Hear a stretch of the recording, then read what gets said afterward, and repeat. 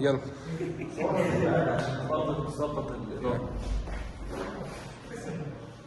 Erwin Schrödinger in 1926 proposed the wave equation.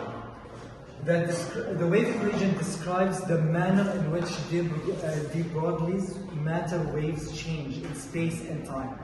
The derivation of the formula is way out of the scope of the class, as it uses concepts we've never taken. But the wave function is, or looks like this. It's the imaginary number multiplied by Planck's constant times the partial derivative of time multiplied by this.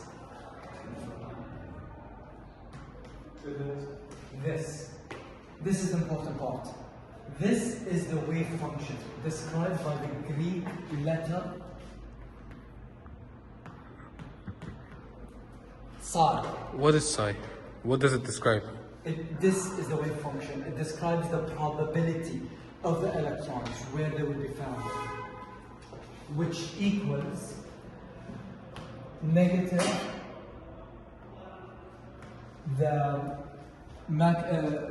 Planck's constant squared divided by 2 times the mass of the atom or the electron or whatever particle times the curl of the wave function on space and time times the, or plus the velocity. Oh, sorry, that's not the velocity. That is the potential energy. The important part here is that this is the same as some kinetic energy plus some potential energy, which gives you a final energy, just in a very complicated form. The important part is the psi, which is the wave function. No, wait, don't delete. You can just take a new page. See? Yeah, like, yeah, no. Yeah, the one next to it. Yeah, that one. Yeah. Take a new page. Okay.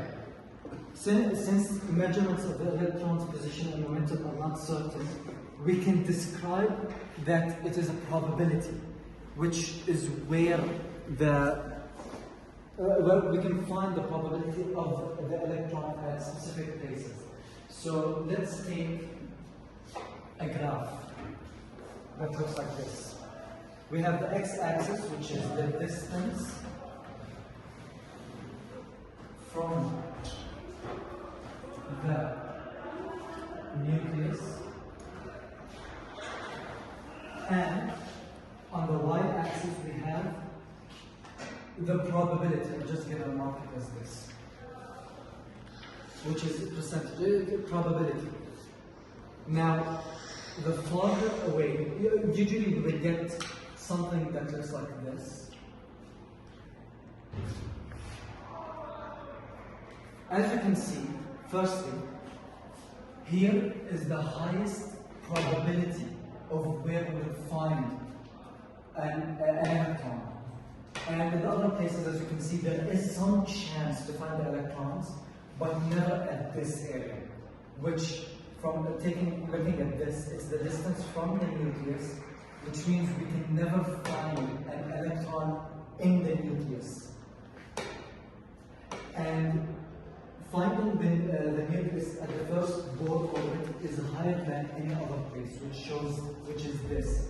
This would be the first Bohr orbit, which, if you remember, if we have the atom here, we would have these orbits, and this would be the first Bohr orbit.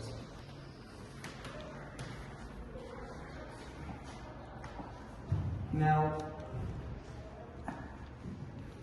this model of the atom is consistent with both the uncertainty principle and this model of the atom is consistent with the uncertainty principle, which is good.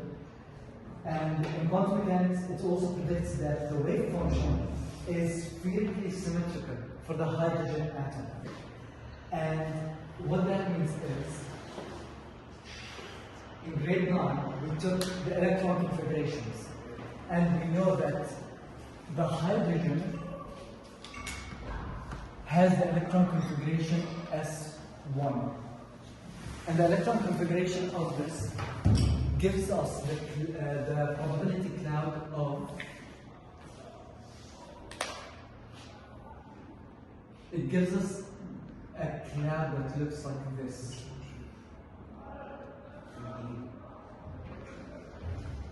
A sphere. And this is where you find the atoms, the electrons at. It can never be outside of it. And there are even more complex shapes. You have shapes that look, you have certain shapes such as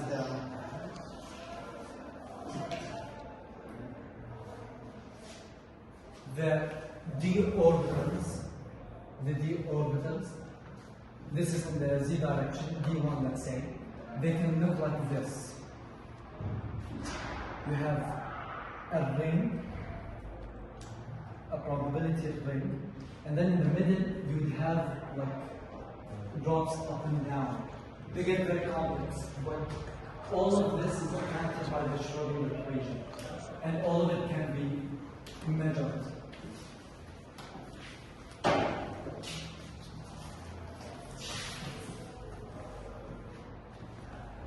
Analysis of the energy levels of the hydrogen revealed that the most probable place for electrons is in a